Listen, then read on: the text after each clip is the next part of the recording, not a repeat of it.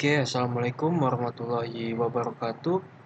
Perkenalkan, nama saya Irfan Wisnuwardana dengan NPM 2578296. Eh, pada hari ini,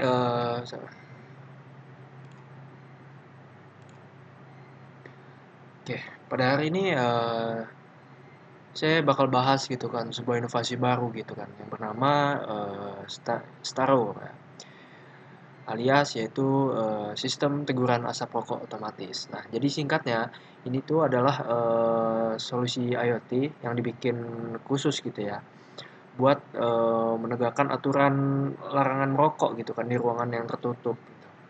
Kayak di toilet, area-area kantor, nah gitulah secara otomatis gitu. Jadi alat ini itu dirancang ramah fasilitas gitu dan supaya fokus banget buat jaga kesehatan semua penghuni gedungnya gitu. Oke. Nah, secara ringkas, Starwo ini itu tuh gabungin beberapa teknologi asik gitu kan. Yang pertama di sini kita tuh bakal pakai sensor gas gitu kan, yang digabung sama microcontroller gitu kan dengan koneksi WiFi. Ada juga aktuator gitu kan, buat suara dan juga ventilasi yang bisa deteksi respon asap rokok gitu kan, cuma dalam hitungan detik gitu kan. Nah, apa sih tujuan utamanya gitu kan? Untuk tujuan utamanya yaitu jelas buat mengurangi paparan asap, eee, bikin orang lebih patuh aturan gitu kan, dan juga ngasih tim manajemen fasilitas alat buat bikin laporan insiden otomatis yang akurat gitu kan. Oke. Nah, kenapa sih gitu kan kita butuh alat ini? Di sini ada beberapa masalah utama gitu kan yang sering kita temuin. Yang pertama itu susahnya negakin aturan gitu kan. Pengawasan manual itu kan terbatas ya. Jadi sering kejadian gitu kan pelanggaran yang nggak ketahuan atau laporannya telat gitu kan. Lalu ada juga dampak kesehatan. Paparan asap di ruang tertutup itu bahaya, bisa meningkatkan resiko iritasi pernapasan dan juga bikin kualitas udara ruangan tuh jadi jelek gitu. Lalu ada biaya operasional dan reputasi gitu kan. Nah, pelanggaran kayak gini tuh bisa bikin karyawan pada komplain gitu kan. Gedung bisa kena denda sampai rusak fasilitas dalam jangka panjang. Oke. Nah, terus apa aja sih dalaman dari Starwo ini? Nah, komponen intinya tuh cukup simpel ya, tapi ya powerful juga gitu kan. Yaitu pertama ada sensor MQ2. Nah, ini tuh ujung tombaknya gitu kan buat deteksi asapnya. Eh, yang ada hubungannya sama rokok lah, deteksi asap, partikel atau gas gitu kan, yang hubungannya sama rokok. Tuh. Lalu ada node MCU gitu kan. Nah, ini otaknya nih. Ini tuh microcontroller ya yang udah dibuild in WiFi gitu kan buat memproses gitu kan dan kirim data gitu kan. Lalu ada DFP layar mini dan juga speaker. Nah, ini untuk apa? Modul audio ya yang berisi yang bertugas muterin suara teguran otomatis gitu kan. Lalu ada exhaust fan yaitu kipas ventilasi. Nah, ini tuh bakal otomatis nyala gitu kan buat nyedot dan bersihin asapnya gitu kan. Itu gitulah. Lalu ada sistem backend ringan gitu kan buat nyatet kejadian login, lalu mengatur alarm dan nampilin dashboard buat tim manajemen gitu kan. Lalu gimana sih alat ini tahu kapan harus bereaksi gitu kan? Kita pakai ukuran satuan PMM gitu, yaitu part per million. Nah, dengan ambang batas operasional itu biar alatnya minim false position lah, positif gitu kan. Biar gak gampang salah deteksi gitu kan. Nah, untuk kondisi normal yaitu di bawah 200 ppm, ini untuk kondisi amannya gitu kan. Ventilasi jalannya standar dan alat itu nggak bakal ngelakuin tindakan apa-apa.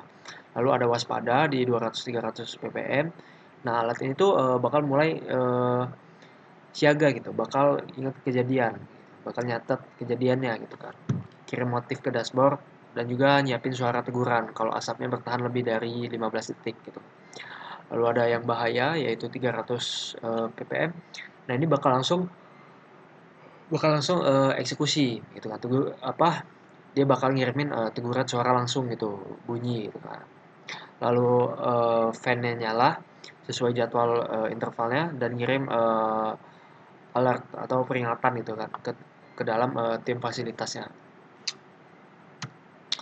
Lalu ada workflow dari deteksi ke tindakan gitu kan. Nah, biar lebih kebayang itu kan alur alur real time-nya tuh gini. Jadi sensor detection-nya awalnya sensor MQ2 tuh deteksi ada partikel asap, ya kan. Lalu ada processing. Nah, MCU itu bakal klasifikasi gitu kan. Ini masuk ke level yang mana, di bawah berapa ratus ppm gitu kan. Nah, dari situ pecah jadi dua kemungkinan gitu kan.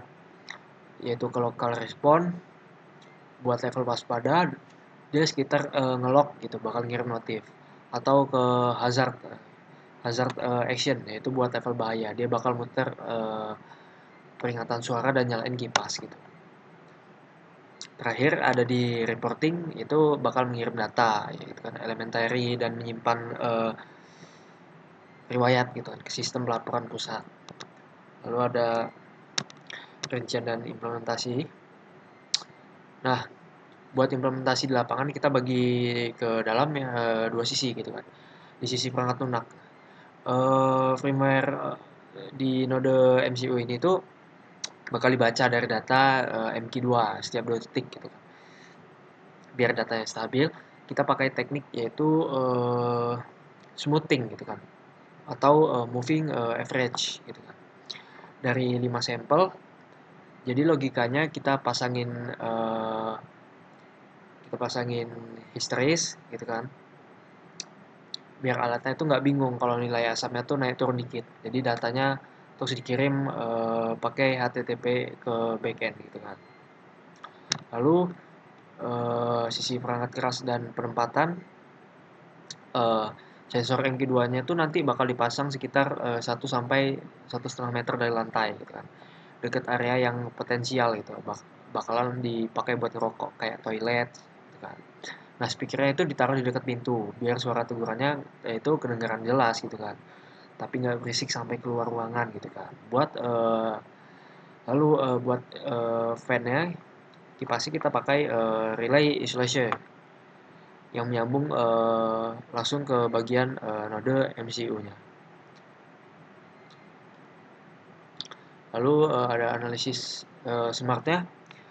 Kalau proyek ini tuh dianalisis pakai metode smart kayak gini nih. Jadi dia bakal spesifik ya. Yaitu targetnya fokus, yaitu nurunin insiden rokok di ruangan gitu kan. Dengan deteksi yang asap otomatis dan teguran suara langsung gitu kan.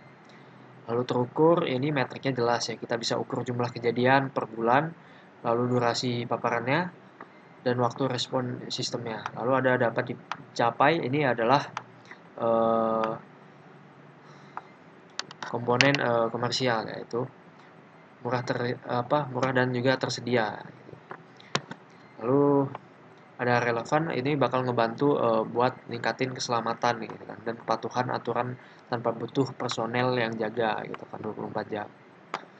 Lalu batas waktu jelas ya kan, timelinenya jelas, kita targetin prototipenya, lapangan kelar di 8 minggu, lanjutkan pilot selama 3 bulan buat ngukur efektivitas nyesuaiin ambang batasnya gitu.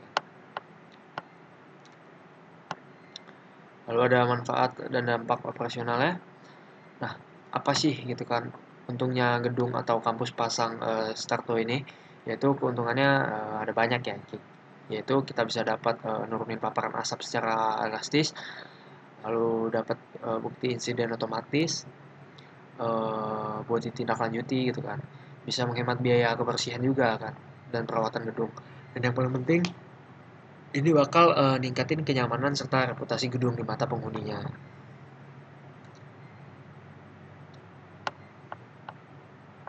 Ada rekomendasi dan implementasi, yaitu pada satu yaitu pembangunan prototype, bangun 2 unit, yaitu eh,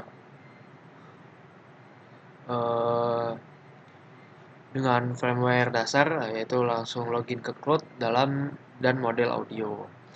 Lalu pilot lokasi 8 sampai 12 minggu kita uji coba pasang di 5 lokasi paling kritis buat ngumpulin data PPM dan metrik kepatuhan.